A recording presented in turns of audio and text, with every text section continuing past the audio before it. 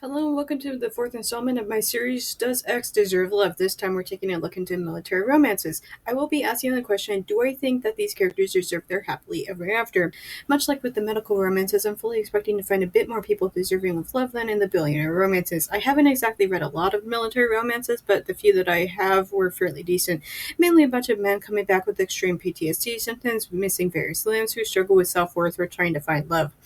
Once again, these books are suggested to me via a list on Goodreads, so if these books are bad, then you should probably blame Goodreads readers for having suggested such terrible books.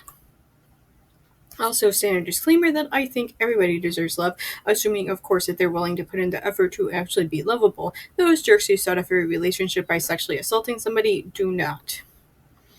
Starting off super strong with The Unsung Hero by Suzanne Brockman. This one was kind of a 3-for-1 with a bunch of different subplots going on.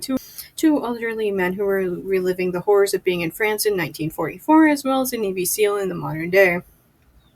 I'm going to start off with Joe, who was the only one who ended up with nothing. I do believe that Joe was super deserving of love. All he really wanted was the pretty French woman, even if she kind of treated him like a consolation prize. I felt really awful for Joe in the present day because it said that he'd spent his entire life alone, refusing to settle after the grand love that he'd had. Following Joe is Charles. Now, Charles's yes comes with one of those giant asterisks because he was married when he went off to the war front, as one did when that sort of thing happened. He felt bad about kissing Cybele for the first time, but it's kind of hard to fault either of them for rolling around in the dirt together after a bunch of their friends got blown up and the two of them were pinned down by Nazis. As I mentioned, all of this was told to us by way of flashback. In the modern day, they're both old men, the dying father and uncle of one of our two main leads, Tom and Kelly. Kelly moved back in to care for her father at the end of his life, and Tom was forced to take a month of leave following getting exploded during an escort rescue mission. Do I think that Tom deserves love? Yes. In the beginning, we were told that the two of them had carried a bit of torch for the other. However, following one night and a few kisses in the car, Tom bounced. At first, I thought that it was because he was 19 and Kelly 15. But then the narration later revealed to us that Tom had grown up as the unwanted accidental child. He watched as his sister had fallen into the path of unwanted teen pregnancy and had also been trapped in the town like his mom had been. He left town for the Navy because he hadn't wanted the same thing for Kelly. I felt as though their relationship could have used way more communication in the start of their physical relations, but they got there in the end, so I guess that everything's okay. This book kind of had a lot going on with it. Aside from learning about the love triangle with Joe, Charles, and Cybele, which had no happy ending as she was eventually gunned down by the Nazis, and the romance of Kelly and Tom, there was also a third subplot with Tom's niece, Mallory, and a weird artist, David, who was obsessed with her because he thought that Mallory looked like the hero of a comic he wanted to write. Now, if my question was, do I think this artist deserves love, that's going to be a no, because David was creepy and pushy, and despite the fact that Mallory eventually came to love him and David ended up being super sweet, he was still a creepy guy who refused to accept Mallory's no. But that's not my question. It's military people. Before anybody asks, yes, all three endings eventually connected in the end. So despite the fact that there was so much going on in this book, it somehow evened out to 3 strong yeses. Up next, I tackled Monkey and Faces by Amy Harmon. I gotta be honest with you, this book is hardly the kind of thing that I'd read, but I'm honestly kind of glad that it ended up on my list. The entire thing kind of reminded me of a meme that goes around: if you see a book with a dog on the cover and a metal sticker, you're going to cry. This book was the military version of that. Off the bat, I knew that I was in for a roller coaster of a ride when the book started off a few days before 9/11. I think that we can all guess where this is going. The young man was touched by what was going on and decided to enlist. What's more is that he convinced his friends to enlist as well, most giving up college wrestling scholarships for this. 5 left. 1 returned. Ambrose, our main character, physically scarred by the roadside bomb that took the lives of his friends. Upon his return, he's reunited with the girl he went to high school with, Fern. The two of them had an odd relationship. When they were still in school, Fern's friend Rita convinced Fern to help her write love letters to Ambrose. It worked for Rita until the ruse was uncovered. Despite that, Ambrose ended up kissing Fern the night before he left for boot camp. Following his return, Fern is desperate to reach out to the depressed and withdrawn Ambrose, so she starts with the almost teasing questions and witty literary quotes. This was a clean romance, something that I usually don't have many options to read sometimes. Instead, the depths that this book talked about: love, loss, finding oneself, and how one can move on after a string of tragedies. What it means to find a new meaning in your life after the first one has since been forcefully removed. There was a super upsetting subplot with Fern's sick cousin who ending up basically being murdered that made me get super emotional at the end. But since this was a romance novel, everything ended on a happy note. Do I think that Ambrose deserves a happy ending? 1,000,000 times yes. Up next was Because of You by Jessica Scott. So, do I think that Shane deserves this happy ending? Yes, but with a giant asterisk. Obviously, I went into these military books fully understanding that a lot of them were going to be really sad at times, deeply upsetting. That being said, I felt like literally every single thing in this book took way too much time to get to any sort of point. There were too many characters being introduced to the point where every single time a new character came waltzing up, I was like, wait a second, who are you? Are you the one that's married? Are you the one that's gone crazy with grief over a lost limb? Also worth noting that I read this at the same time as Icebreaker, and I couldn't stop myself from making comparisons between the two. Not because the plots are similar, but because there were simply too many characters to the point where the background characters were indistinguishable from everybody else, and I was getting really overwhelmed by the entire thing. The story kicks off right before Shane is due to redeploy to the Middle East. He meets up with a friend of a friend, Jen, and they share a tender moment. Jen is a military nurse, however, and the next day she almost fails his medical exam right before his redeployment, but he begs her to allow him to go, which is kind of a huge red flag. He then proceeds to get blown up and ends up under Jen's care at the hospital when he eventually gets shipped back to the USA. Following this is a lot of the usual PTSD and survivor's guilt over how he survived, even as barely as he had, while others lost limbs and others died. What unfolded next is the part that made me put that asterisk after that yes, which is mainly that Shane was angry that his broken legs were preventing him from going back to the Middle East immediately. He had literally a singular personality trait, which is military. He didn't know anything else. And yes, I'm sure that there are people like that out there, but the problem is that it made for a rather boring story. There's only so much woe is me that I think any reader can take. Also, there was this really, really awkward scene when Jen had to remove a catheter from Shane, and they wouldn't shut up about it even a few weeks after the fact. Like, why would you write this? Does anybody find catheters sexy? Shane was constantly pushing Jen away emotionally. Even after they were physically intimate the first time, he almost ruined the relationship simply because he was hung up over his sole personality trait. Again, it was tedious to read, and it got old really fast. The book ended on a cliffhanger because this is supposed to be the first of a series about all of these stupid characters, and it's not so much that I wouldn't mind the fact of reading a series if I was drawn to the characters, but as I mentioned a moment ago, each of these background characters were freaking indistinguishable after a moment. They stole the limelight from what was supposed to have been Shane and Jen's romance. If this book had only been about the trauma of war, I would have thought that it was a great read, but going into this under the assumption that it was supposed to be a romance novel about a soldier, this book fell really flat in that regard. Up next is Worth the Fall by Claudia Cannon. Do I think that Matt deserves his happy ending? Yeah. However, this was one, while I thought that the deserving love aspect of it was really good, the story itself was really bad. In it, Matt is enjoying a beach holiday while he comes across a little boy who claims that his father is dead. Matt is quick to attach himself to his family of 5.5. The female lead was pregnant, and one of the creepiest things that I've seen in a romance novel. Like, yes, it was really sweet how Matt stepped up to take care of those kids, being a father in ways that they'd never seen before because Abby's husband hadn't even been around when he'd been alive. But if this was real life and I was taking care of 4 kids on a beach holiday and some random guy came over and wouldn't leave me and my kids alone, the police would be called. So it's kind of hard to quantify the deserving of romantic love aspect when I'm also sitting here thinking about how weird and creepy that the state of the relationship was. Because I'm not that aspect of novels, only deserving of romance. Removing the kids from the equation, Matt did everything right in terms of trying to be with Abby. He wasn't rude or trying to push her into a relationship. Most of his fear about her was more like, you're 7 months pregnant, you shouldn't be doing heavy lifting, which I think most people feel is kind of warranted.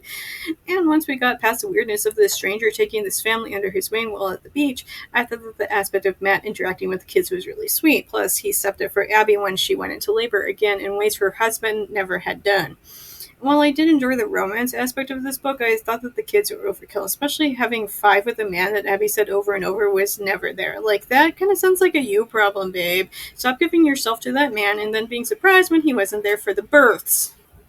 Not to mention that this book was probably 100 pages too long. There was all of this unnecessary drama tacked into the end that I really, really hated. Somebody needed to tell the author less is more. Up next is Fighting Redemption by Kate McCarthy. I feel like you guys know what I'm going to say about how long it took me to finish this no-pop book. I started it as I boarded a flight from California to Hawaii and finished before we landed. I'm getting really sick and tired of this. So do I think that Ryan deserves love? Yes. Mainly because, honestly, nothing really stands out about this book. Maybe it was simply me reading all these military books more or less back to back to back, but wow, there was nothing in here that made this book stand out. Even like a week after I finished it, I'm struggling to remember most of the plot of this book. Mainly, I want to touch upon how Ryan left earlier than planned to go back to the war front, and he left without telling Finn that he was going to be doing this. Like, buddy, you made your bed. You don't get to be angry that you came back to her being like 8 months pregnant. Also, I know that Kyle wasn't a love interest in this, but can we give a huge round of applause for stepping up in Ryan's absence when Finn went into labor early? Man of the hour, for real. Then I read In the Likely Event by Rebecca Yarros. Do I think that Nate deserves love? Yes, but this one also requires a bit of elaboration. The relationship between Izzy and Nate was one of those things where, like, there was nothing fundamentally wrong with it on the absolute surface level. He didn't introduce himself by molesting her, she wasn't blackmailing him or trying to baby trap him. My god, the bar is literally on the ground here. But, like, these two people were so fundamentally broken that I was seriously not cheering for either of them. Izzy knew that Nate was emotionally unavailable and was unwilling to leave the military, yet she still kept chasing after him, refused to move on. It was the same with Nate. Even when Nate had told her to move on and date, she was stringing random guys along only to break up with them a week or two later. The fact that the book kept hopping between their past and their current present was also kind of frustrating because in the present, Izzy told us that it had been 3 years since she'd last seen Nate. Something bad had happened that had sent them apart in life. Reading about what happened was nothing but an effort in absolute madness, like watching a train wreck video from a year ago. So while Nate was nothing but gentlemanly towards Izzy, I'm only reluctantly giving them a pass, if only because I thought that they were toxic as anything. Even Izzy herself admitted that they barely spent 20 days physically in the same vicinity. Up next was Rescuing Rain by Suzanne Stoker. Do we think that Keen, aka Ghost, deserves love? Yes, but once again, this comes with a big asterisk that requires some elaboration.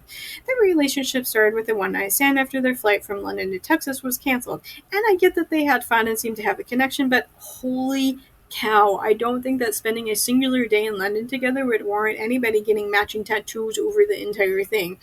I'm not going to police what people do to their bodies, but have you considered therapy instead of ink? I want to emphasize that this was a one-night stand, not a relationship that they'd been in for 5 years. 6 months later, Rain was held hostage when she foolishly went on a tour in Egypt. Ghost obviously rescued her, hence the rescue part of the title. Although the entire first act of the story was taken up with their escapades throughout London, the story really doesn't kick off until after this rescuing business is over.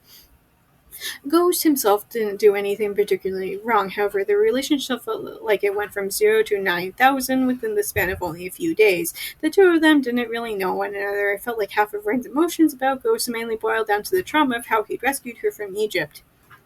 Then I read Forged in Fire by Trish McCallum. Do I think that Zane deserves love? For the first time in this entire video, it was an almost outright no. I don't think that I've ever jumped to that no since the Billionaire Romance video. Ugh.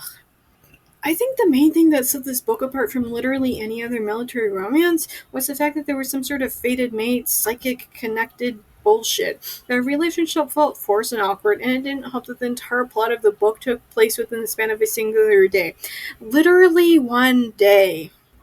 And as if the insta-love timeline aspect wasn't bad enough, at one point, pretty early on, Zane openly admitted to the readers that he was going to ply Beth with one, give her orgasms, and tell her about their psychic connection so that she wouldn't reject him.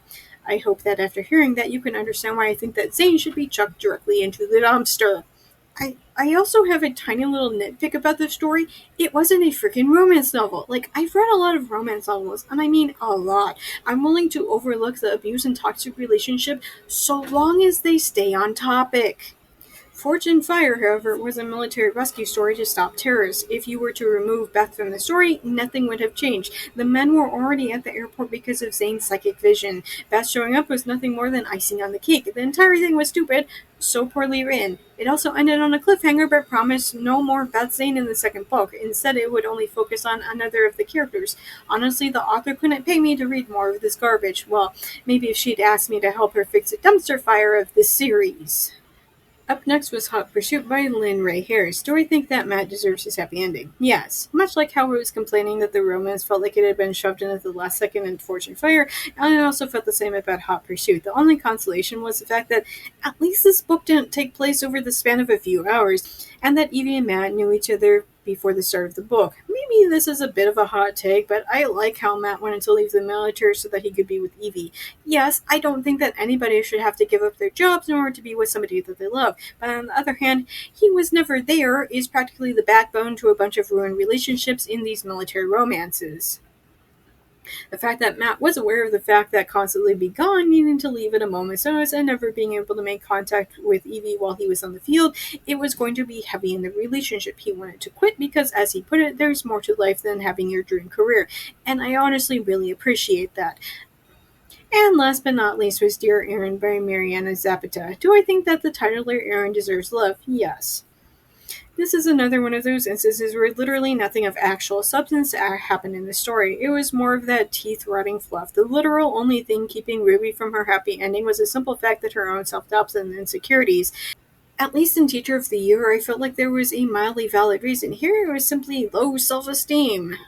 The story was a bit of a drag, what with the first half-ish being nothing but emails between Ruby and Aaron. Ruby had signed up for one of those be a pen pal with the soldier programs, and it's not so much that I mind the idea of this being how they met, but this took up so much page time and never really took a deep dive into how either of them fell for one another. After a certain point, I skipped several chapters until I stopped seeing email and DM formats. When they finally did meet up in person, as I mentioned, it was nothing but a lot of self-doubt from Ruby. It also got really old, but I toughed it out since this is supposed to be the actual meat of the story. Ruby and Aaron had barely gotten together before the entire thing ended, which was too bad because that was when it was finally starting to actually get good. In the end of having read 10 books, I'm a little surprised that I ended up with only one no. And even that book, Forged in Fire, was such a weird outlier as far as military romances go. Well, the romance aspect of it anyway. Up next in this series is dancers, cowboys, firefighters, and bikers. So be sure to subscribe so that you can know when those videos drop. I think that they should be a lot faster than previously, but we'll see. I'll see you next time, guys!